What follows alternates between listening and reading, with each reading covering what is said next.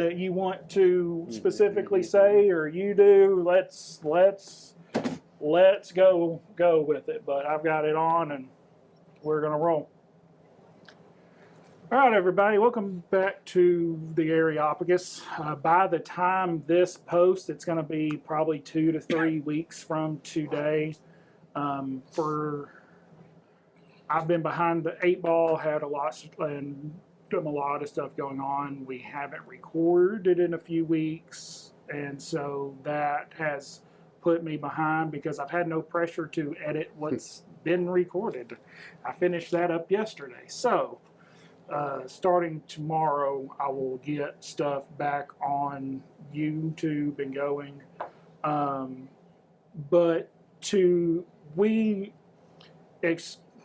going to use the word exclusively discuss because in the, I guess, year now that we've been recording off and on for a year now, I have never had response so quickly to a text that I sent to the Areopagus group. I mean, y'all three responded in less than 30 seconds of sending that text. We had a meeting. We were doing a meeting, so we all just sat there and did that. And so I don't even think I fully had put my phone down by the time my watch began to ding and ding and ding and ding. So we have decided to move on from June, and from Genesis, it was just it was too long of a study. We only had one chapter left, so we're not missing much. I went back and looked at it, and it's more genealogy.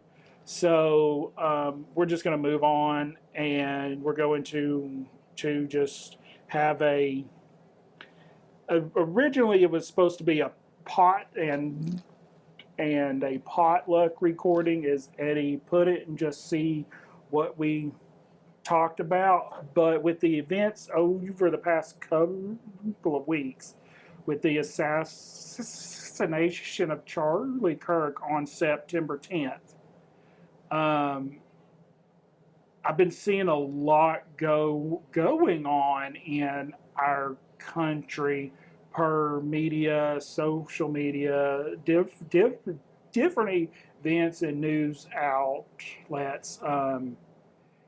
And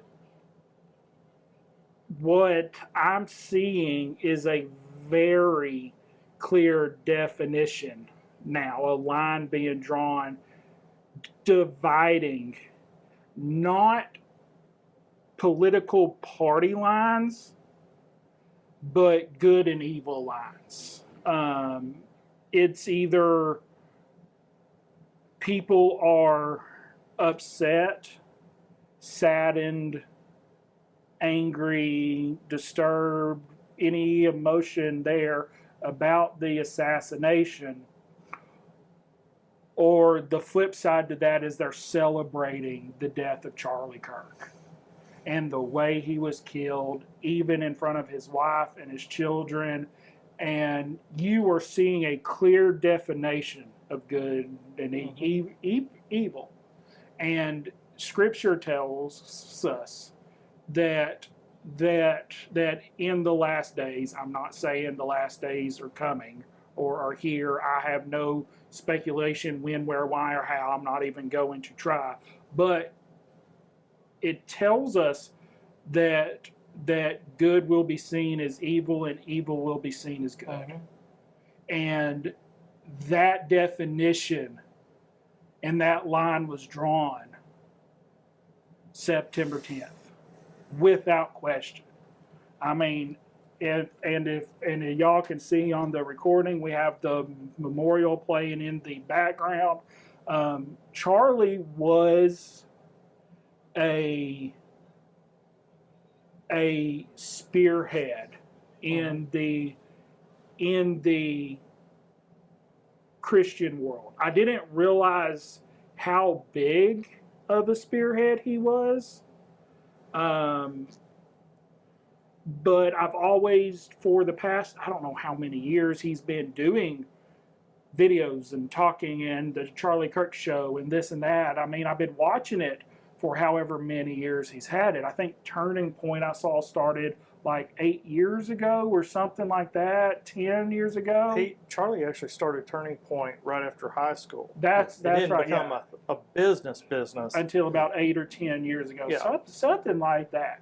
But I mean, he's 31. He started when he was 19. So there you go. So 12 years. Yeah. I mean, just to go back and listen a little bit deeper to, it didn't matter what the topic was, whether it was a political topic, a red versus blue topic, a right versus wrong topic, a disagreement. I mean, the way he wanted people to debate him and the way he respected them by silencing the crowd that was mocking the person debating him.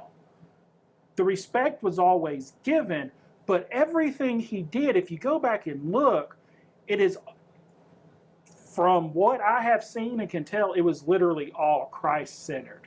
At the center of his message was he was a follower of Christ. And he stood that, he stayed that, he promoted that in his family, in his life, in the way he lived, and he was martyred for it. I mean, you may agree or not, but Charlie Kirk was martyred, and it has shown in what I'm seeing. I mean, it's been, almost 2 weeks now, I guess? About 11 days. Yeah. It's the 21st, so yeah, 11 days since. And everywhere I look, it's still talking about Charlie Kirk, this and that. People are still degrading him, degrading his family, degrading his business. I mean, I'm seeing both sides of it, but the fact that 11 days after his death, he's still being talked about. Charlie will be talked about long after this. I mean, he was. Yeah. I don't want to make Charlie anything other than what he was. He was probably the most knowledgeable, just unique person I've ever seen in my life. I mean, I'm much older than the guy, and I saw him as a mentor and a leader, and saying what I believe to be what the true desire is, to see America get back to its foundation of anybody can do anything they want if they put their mind to it. Everybody's got an opportunity to do better in their lives, and Charlie, he had a way of, just because, I mean, he could say things better than I could ever come close to. And I mean, the dude, I don't know that he wasn't versed on anything. I mean, he used to talk about, college kids would ask him, well, how do you know all this? And, he read 1 to 2 books a week. I read 1 to 2 books a year. I think I heard him in one of his debates, a kid was like, it was like, how do you know so much? And he said, make a goal. This year, read 20 books in this year. Figure out how many books you have to read. Or how, he said, but pick 20 books and just read. Read X amount of books a year, and not this trash book like the 50 Shades of Grey books or any of those. Read historical, knowledgeable books and read the Bible. Right. Daily. I mean, and that was one of the things. I mean, you could go back and watch a lot of his talks. I mean, he didn't just read the Constitution. I think he had it memorized. There's no way he didn't. I mean, because you could just say, he could just name them, I mean, and word for word. And, so, I mean, he's just extremely knowledgeable, and, what he did I mean, people don't realize. I think they're over the next months as we continue, unpacking everything he did. But I mean, when they say, well, he got he helped elect a president. No, he helped turn probably 60 to 70% of a generation that would have probably ended up being liberal. He ended up turning them back conservative. Mm-hmm. To have conservative values, to understand what that means, that it's not a trash word like the other side likes to use as a negative. It's actually a good thing. It's no different when they say, oh my gosh, the word just went out of my head. What do you call a guy that, what do they say about guys being masculine, what do they call it, toxicity? Toxic masculinity. There you go, toxic masculinity. And Charlie would say those two don't go together, because if it's masculine, it's not toxic. Mm-hmm. If it's toxic, it's not masculine. Yeah, There's no such thing, And I mean, he's brilliant, beyond brilliant, and the impact that he had on people. I mean, my daughter's still wrecked. She loved Charlie Kirk. She watched him every single day. She wanted to join Turning Point, and now the fire has been lit. We'll see if it continues, but she's dead set that there will be a Turning Point chapter at Tyler Junior College before she leaves. So, well, yeah, I saw that there's been 64,000 as of this morning. requests to start new chapters in between college campuses and high schools. And that's what we need more of, and it's no different than when we just strictly talk about the Bible. I mean, I know what the rules are. I know what I'm supposed to do. The Bible's not hard to figure out. It tells you quite clearly exactly how to live your life. And I made a post on Facebook the other day because I was praying and asking for something, and the answer I got was kind of well, that wasn't what I wanted, but it was true. I mean, it's just the way we look at our fellow man and the way we treat our fellow man, and that's one thing that Charlie, no matter what these insane, mentally disturbed people say about Charlie, he wasn't racist, he wasn't misogynist, he wasn't any of those things. Right. He told the truth of what really needs to change in order to make the world a better place. And when you look back, the truth he spoke was all founded in Scripture. Yes. He spoke Scripture as truth. Whether it be the forefront or the topic or just the foundation of his argument, the truth of Scripture was always in it. Right. So, I mean, it is hard to see. Is that Frank? Yeah, it's Frank Turek. Well, let me posit a question here at this point, because I've heard a lot of this, good versus evil division. We cannot be divided. We have to come together as one. All right. So, is division inherently wrong? No. Explain it to me. Explain it to me, Lucy. Well, I could take several approaches to this, but I think the approach that I'm going to take is one that's more philosophical. So, I have always believed in the idea that freedom of thought and freedom of speech were important. Agreed. So. Yeah.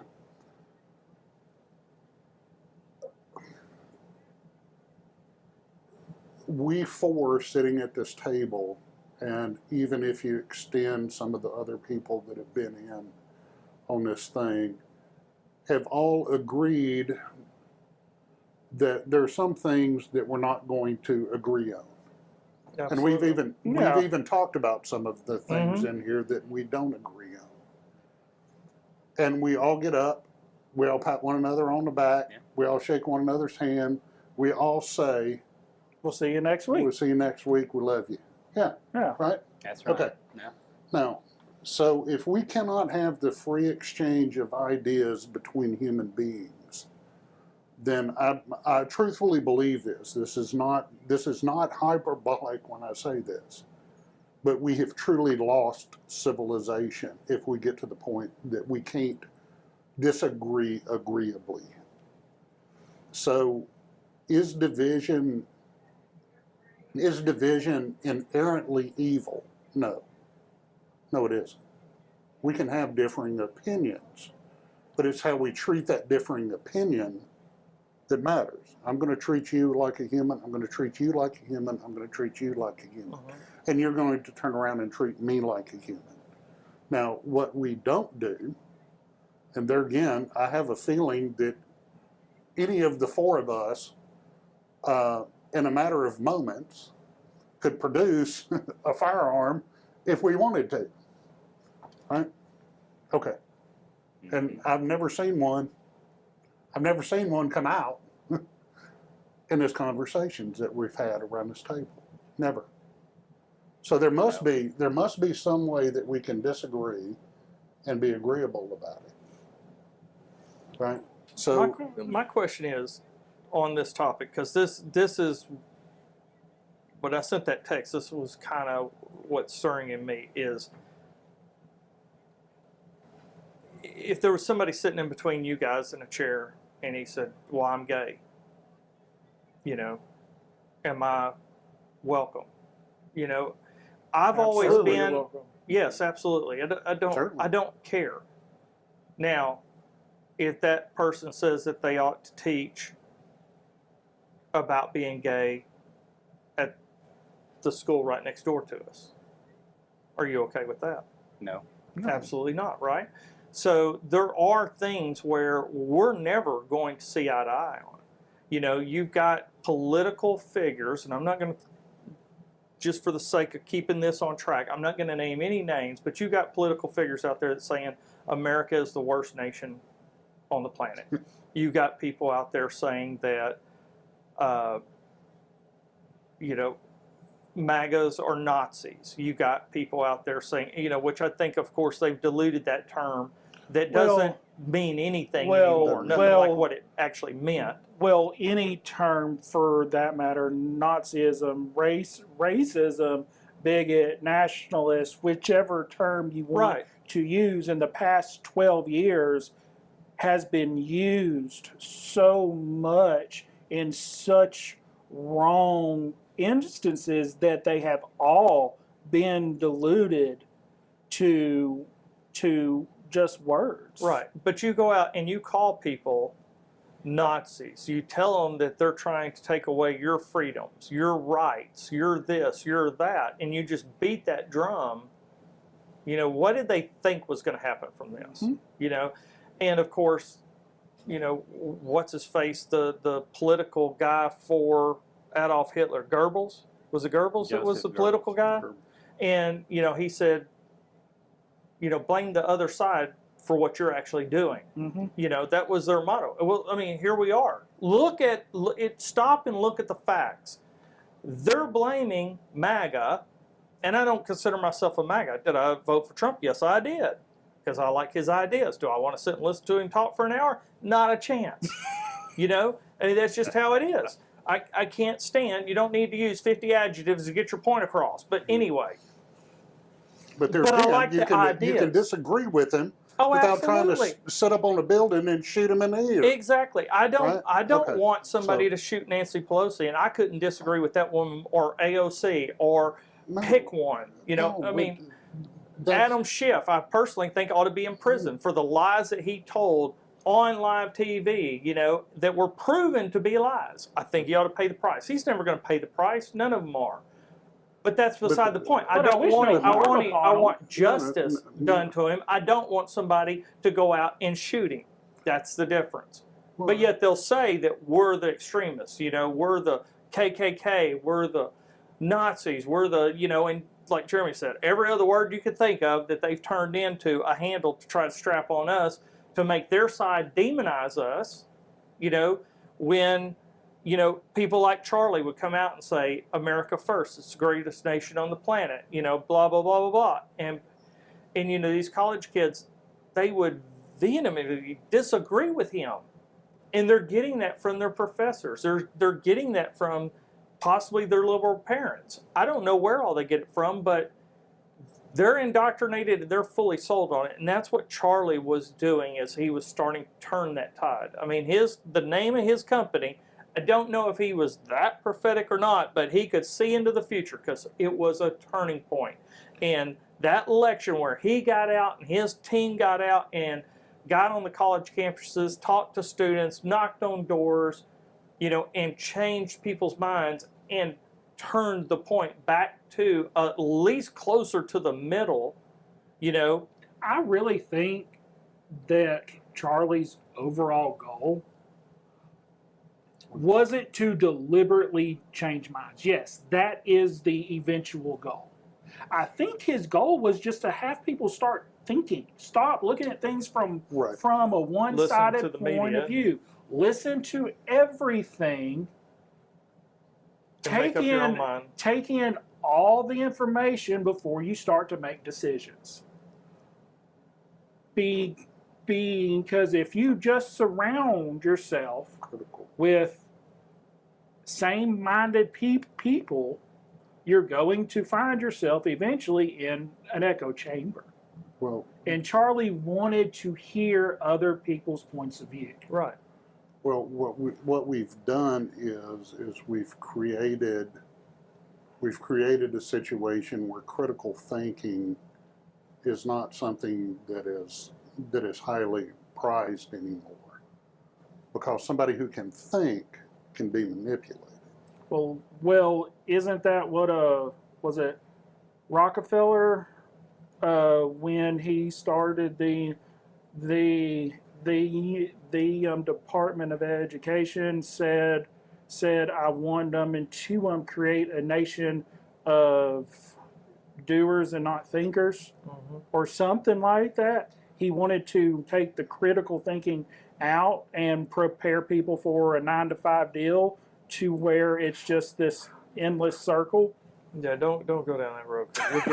You'll get me to go off on that, because I 100% agree, and I think they've destroyed the family by making, whether it was, no, I'm not going to say whether, it was intentional.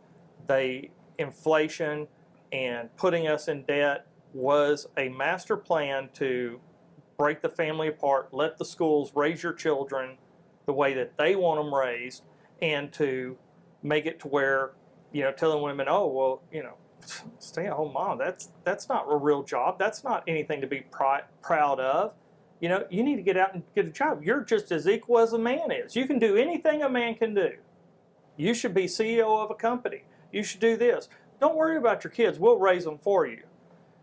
Like I said, don't go down that road. We'll skip back and go back to what we're talking about. Get me riled up. Well, podcast may be over.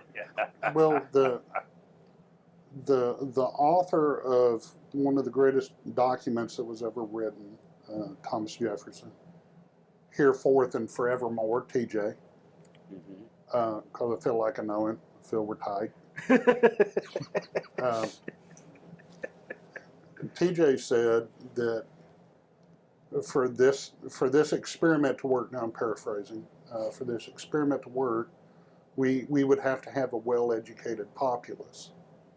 So the more uneducated that we are, the easier we are to manipulate, the easier we are to believe things that may or may not be true. So the ability to critically think, I think, is important, and we've lost it. And I agree with you, Jeremy, 120,000%, that with Charlie, I don't know that he wanted to change people's minds necessarily, but what I think what he wanted was for people to think, because I've seen some, of those conversations that he's had.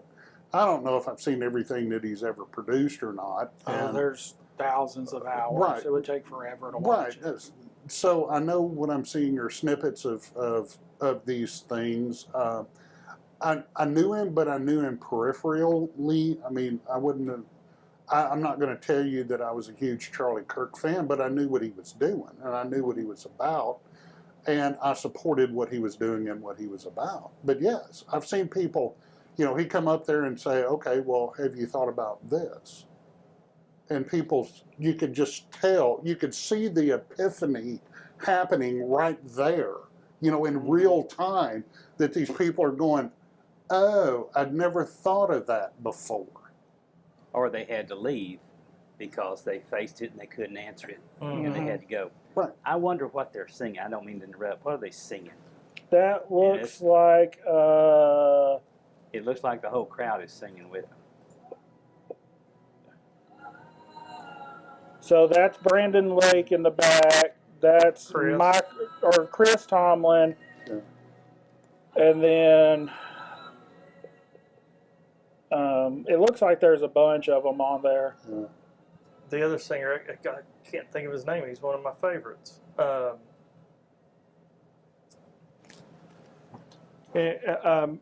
want to go back to what you said about free speech, because, yeah, that's Brandon Lake. I've seen a lot of media, Facebook, TikTok, Instagram, and it's just so we're all clear. I take that with a grain of salt, like I do with 90% of everything else I watch, see, and hear. But what was a big thing that went on for about the first 5 to 7 days and has steadily continued to happen is people are upset because they lost their jobs over posts they made or videos and they've them and done or this, that, and the other, and their defense is always, well, I have the right to free speech. And now, y'all might disagree with me on this, and I'm going to take it in more of a broad view. In a sense, they're absolutely correct. They have the right to free speech to say whatever they want to say, act how, for the most part, act how they want to act, this, that, and the other. The company in which they are employed for. Hang on, when you say act, expand on that. Because you were right, you were fine right up until you said act. What does act mean? Just drop Like that. you can't go and Okay, destroy yeah, a memorial. No, okay, say, like they did. say Say anything. what Free you speech want to means say. you can Free say speech, anything. you can say whatever you want to say. Well, But the companies in which reviewed their social medias saw what they said and did, and then turned around and removed them as an employee. Mhm. The company has an image to uphold at the end Absolutely. of the day. The company has the right to fire them. And as someone who has been in the position to hire and fire people, if you're going to make the company look bad and our values look bad and our mission or whatever other deal we have look bad or turn in a wrong direction, I don't need you being part of my company, being seen, well, this person works over here and they let her do whatever. And The easiest Just- way to end that argument, because I don't and- agree with Roseanne Barr, but the same people griping about Jimmy Kimmel getting fired are the same people that cheered her getting fired. I know. So I don't want to hear it. Just shut up and go sit back down. Yeah, I know. We're done here. There's nothing to talk about. It's also the same people that are mad about Jimmy Kimmel are now boycotting Disney when Disney is one of the largest left-leaning Yeah, they eat their own. There's no question. producers And here's the thing. media. I agree with you 100%. Free speech is free speech. Right. I've said it for years.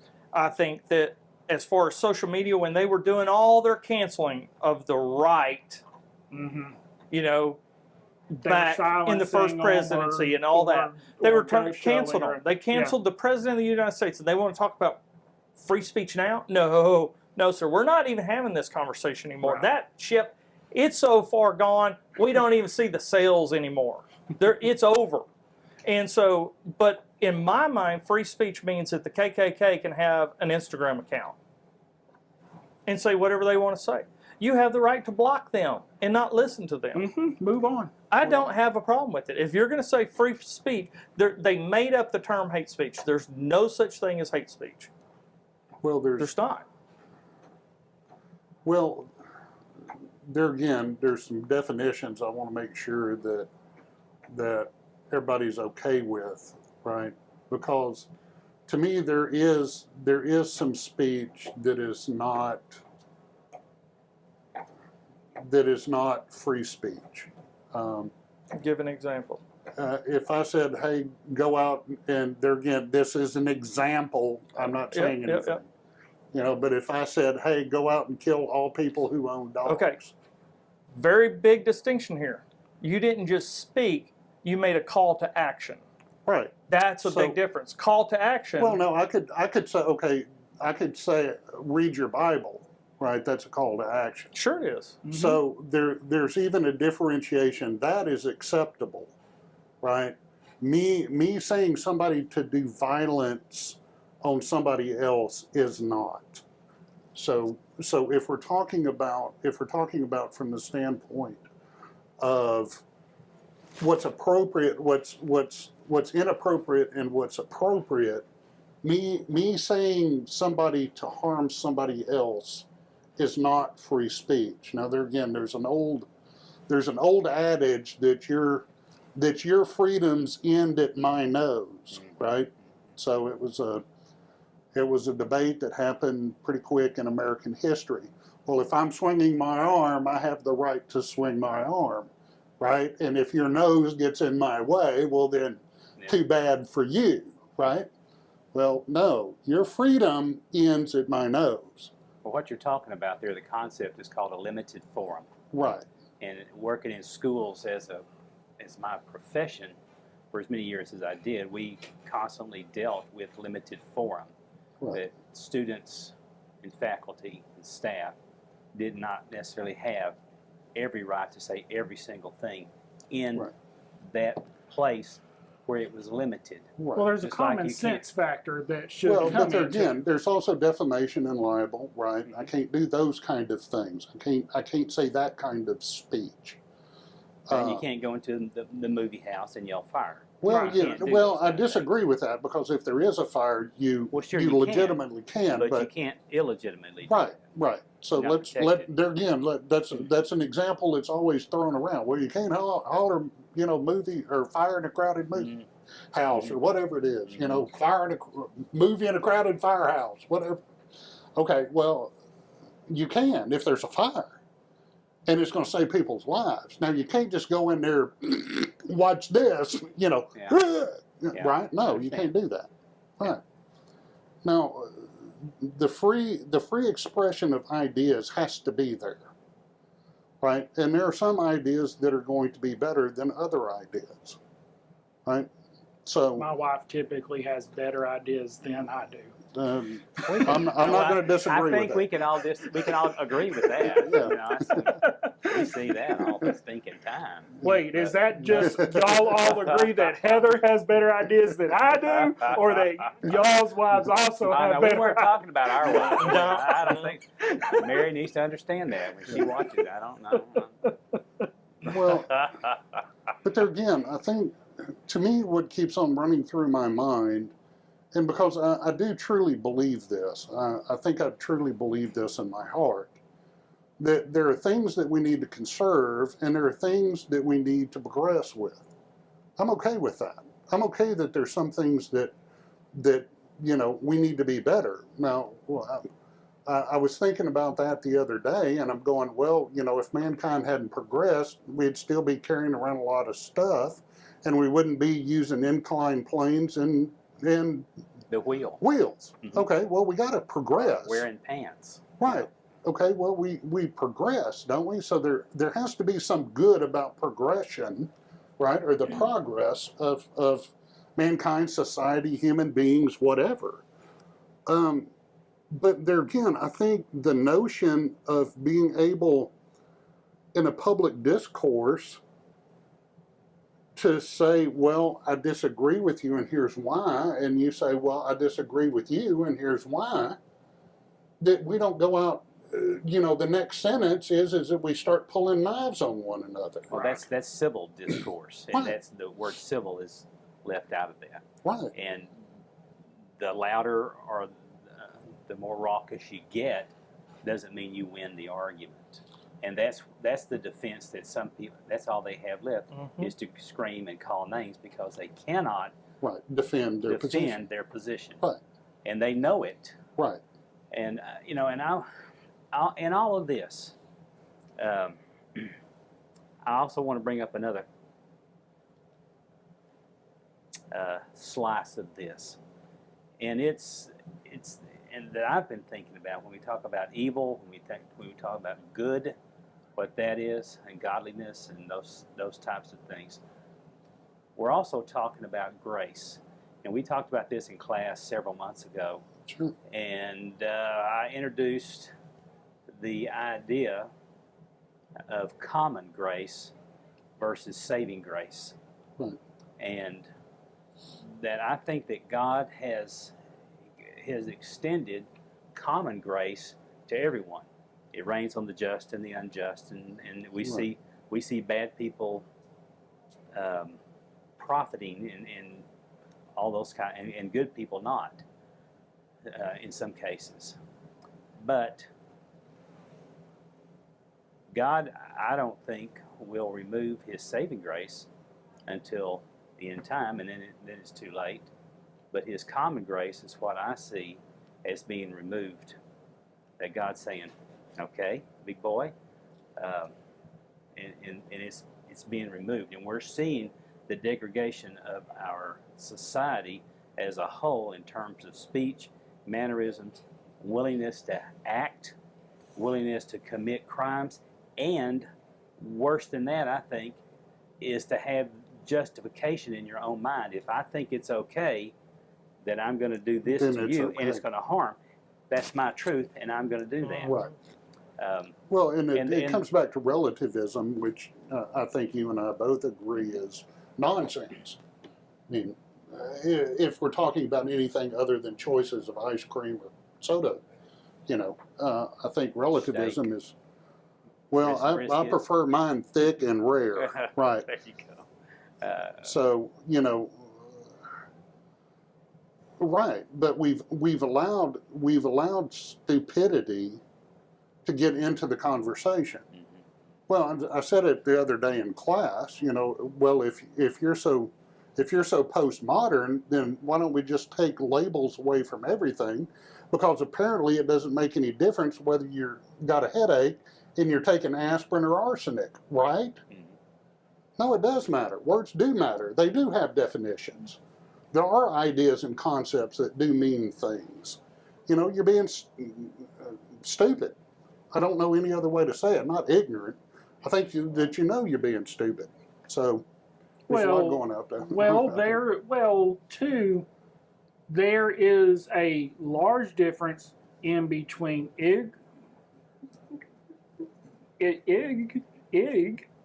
ignorance and stupidity. Sure. Stupidity And with them is is curable. stupidity. You're choosing Yeah. not to. Ignorance is curable. Right. Right. Right. You can be ignorant of something and learn it, and you no longer you are no longer ignorant. No, I used to be charitable with people, just going, well, they just don't know any better. And I believe that ship sailed September 10th. I don't think that it's anymore something that they just don't understand it. I think that they understand it and are willing Not to use it. excusable. Right. Not as excusable. Right. the problem is they believe half the stuff that they say that you sit there and go, wait, what? And they truly, they believe it. They think it's well, real. I don't care provable, what I evidentiary. don't care what somebody Proof. believes, as long as that action doesn't harm somebody else. Once you start harming somebody else, then I'm going to take an interest in it, because that isn't right. You know, a lot of people, you know,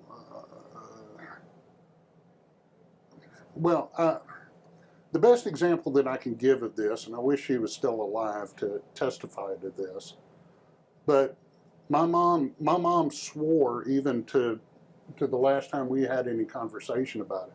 Now, I wasn't very old when it happened. Actually, probably no more than about 3 or 4 years old. But my mother said that I was absolutely glued to the television set with all of the coverage that was going on when Robert Kennedy got assassinated. And my question to my mom is, why did they kill him? Why did they hurt that man? What did he do so bad that they hurt him? So I think even at a young age, that kind of thing just never clicked in my mind. Now, I'll be honest with you. Looking back at history and in studying, you know, Robert Kennedy, there probably wouldn't be very many things that I would agree with him about. Now, there may be some, you know, specific points that I'd go, okay, yeah, I'm cool with that. But to want to harm somebody because they think differently than I do is a concept that I don't think that I ever grasped. I just don't understand it. But I'm now thinking that there are people out there that are that mean, right? That mean because they are lost, because they don't have a foundation, a spiritual foundation of truth. Why are they that way? Well, there again, I think it comes back to your truth is your truth and my truth is my truth, and there is a truth. There is a truth, right here. But so, you have to point at your phone. Yeah, phone. Yeah, right there. it's right there in my It's right there. I got a few over here. I'm good. But I think we need to turn the conversation back then to Right, it's truth. to scriptural truth. Right. And why do people behave that way? Can we go in here and see why? Well, all that we got to do is turn to the Beatitudes and read that if you hate your brother, you've committed murder, right? Oh, just because you bring that up and the Beatitudes, since that's how Matthew 5 starts, I'm going to go ahead and lay this out there. I'm thinking the next long study topic Let's do it. will be the Sermon on the Mount. And just each section discuss each week. I'm for it, not against it. So since you brought that up, I'll throw that out there. Right, that You're if you have welcome. lust, if you have lust in your eyes, you've committed adultery. So it's the thinking, right? It's the thinking part of that that makes it wrong. I mean, you know, we can go back to So as a man thinketh, kind of thing. right. So goes the body, right? Mm-hmm. Yeah. All right. Now there again, I mean, well, you know, I agree. Jesus at one point when he was sending out the disciples said, "Hey, when y'all go get a sword and carry it with you." Mm-hmm. He knew it's going to be trouble. Now we don't read anywhere in the scriptures about them using them, but I think Jesus was telling them to be cautious, be careful. And there was another time said, "Don't take anything. Mm-hmm. Go and rely on the people God that are and- God and the people that are around you, right? The godly people around you, right?" Well, my heart and mind immediately turned to Jeremiah 17:9. But before that, from 17:7, it says, "Blessed is the man who trusts in the Lord, whose trust is the Lord. He is like a tree planted by water," reminiscent of Psalms, "and does not fear when heat comes, for its leaves remain green, and is not anxious in the year of drought. It does not cease to bear fruit, And then verse 9 that we've all heard, the heart is deceitful above all things and desperately wicked, and who can understand it? I think we can look back to the times of Noah. We can look back to the times of the Hebrews coming out of Egypt into the Promised Land. We can see all those nations rise and fall, the Babylonians, the Persians, everybody else that came along through that time. And we can see, just from our own history and just the short lives that we've lived, we see that. And I think we are seeing it today. There's the heart is deceitful above all things, and it will not follow truth unless their hearts and minds are turned to Jesus Christ. And for me, that is the dividing line in this whole thing. Are there good Christians and bad Christians? Sure. That's debatable.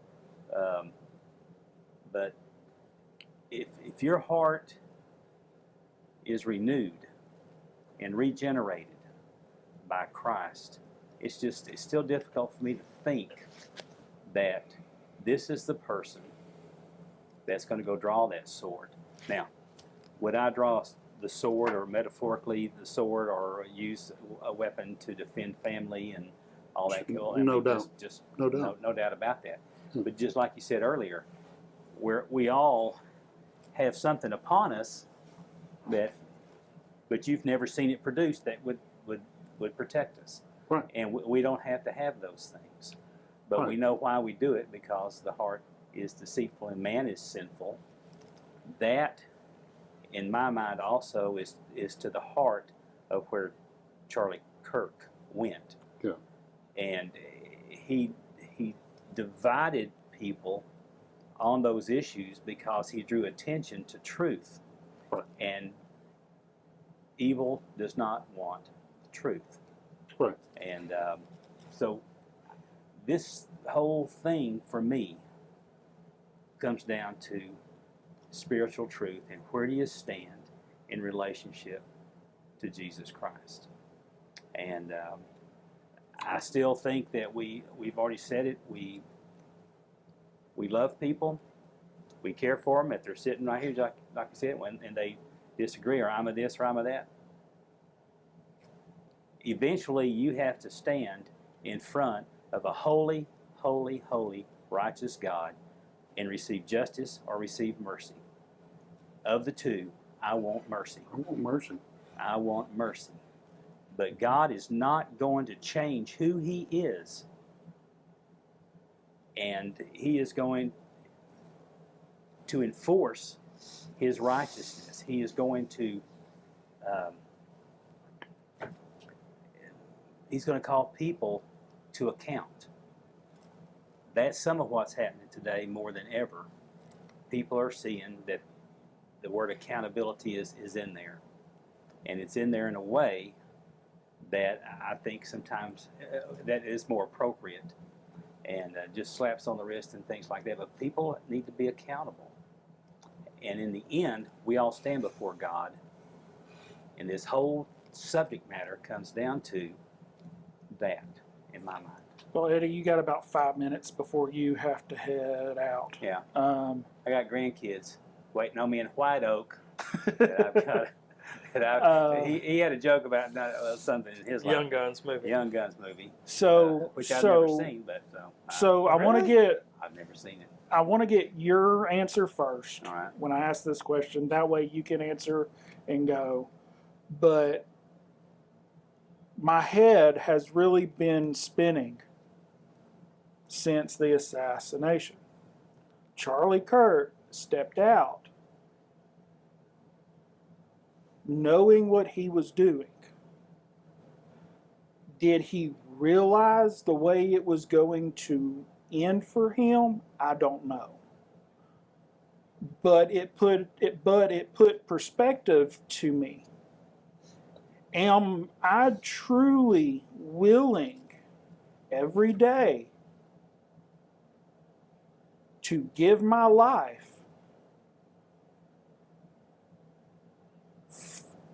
to speak the gospel? Can I 100% sit here today and say, I could sit in that chair, talk about Christ, share his love, and willingly take that bullet? Jesus answers that. He says, the person that tries to save their life loses their life. So if you don't, we're made to be bold. We're made to speak of him. I mean, we can't back down from that. That's our purpose. I mean, I don't do it daily. You know, I'm guilty of it too, but like I said before, the answers are in that book, and they're very, very easy to understand. I mean, But for the it most flat part, out tells you. Scripture is written on what, a fourth, fifth grade level, somewhere around there. I don't know, but I don't think he went out that day saying that today's the day. No, Right, I no. don't. No. But I would have to believe that as he came across a greater and greater mountain of resistance, and then even on a national and a world level, that he had to understand, as brilliant as he was, he had to understand this increases my risk. I have a risk of doing that. And Right. it was my understanding that he was wearing a bulletproof vest under his. I think for the most part he always did, but those are soft armors and they're only rated for pistol rounds. Right. And so even if he had a vest on, where he was hit, it would have been. Well, and I understand that part, but that just to illustrate that he understood risk, Mm-hmm. yet he still did it. And a lot of times we won't have control of when that kind of situation comes up. No. So we are, I got 30 seconds until he shoots. I need to say something about Jesus and duck. We don't get that particular option. Right. So we speak boldly, and we rely on the Holy Spirit to give us that strength and stand in opposition to evil. We may not win the round. We may not win it. Not our responsibility. God's going to use us when we speak, and it's going to change things. Charlie Kirk changed things. He did. There's no doubt about it. I don't want to elevate him to a deity figure.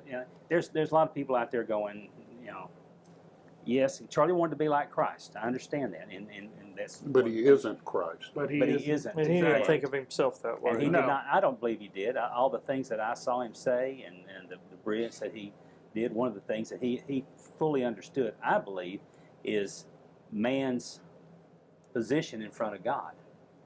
That it was through Jesus Christ and Jesus Christ alone, one way, truth, and light, and that he believed that's what he had to do, and that's what he had done, and that is the genesis of his movement, his belief, and what he based it on.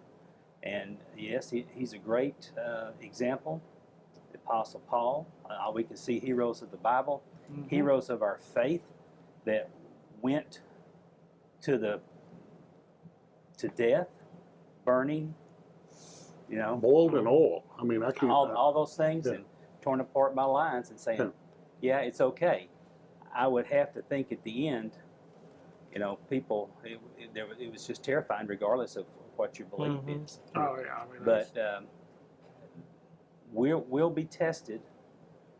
Scott will have opportunity this week. yes, I I will.